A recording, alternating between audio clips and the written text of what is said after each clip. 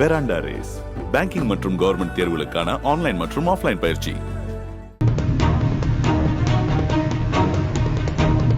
கொல்கத்தாவுக்கு சிகிச்சைக்கு வந்த வங்கதேச நாட்டின் எம்பி அன்வாருல் அசீம் கொலை வழக்கில் 3 பேர் கைது செய்யப்பட்டுள்ளனர். வங்கதேச எம்பியான அன்வருல் அசீம் கொல்கத்தாவில் உள்ள நரம்பியல் மருத்துவரிடம் சிகிச்சை பெறுவதற்காக இந்தியா வந்திருந்தார். கடந்த 14ஆம் தேதி முதல் அவரை காணவில்லை. இதனையடுத்து வழக்கு பதிவு செய்து இரு நாட்டு போலீசாரும் தீவிரமாக தேடி வந்த நிலையில் அவர் கொல்கத்தாவில் உள்ள ஒரு குடியிருப்பில் கொடூரமான முறையில் கொலை செய்யப்பட்டார். ஒரு பெண்ணை வைத்து பேசி அந்த குடியிருப்புக்கு அவரை வரவழைத்து கொலை செய்ததாக கூறப்படுகிறது.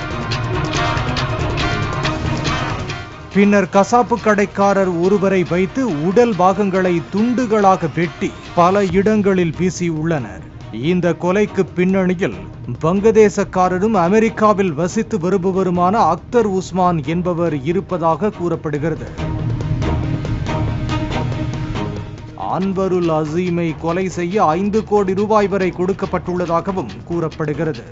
அன்வருல் அசீமும் அக்தர் உஸ்மானும் சேர்ந்து தங்க கடத்தலில் ஈடுபட்டதாகவும் அதில் ஏற்பட்ட பிரச்சனை காரணமாக கொல்லப்பட்டிருக்கலாம் என்றும் செய்திகள் வெளியாகியுள்ளன.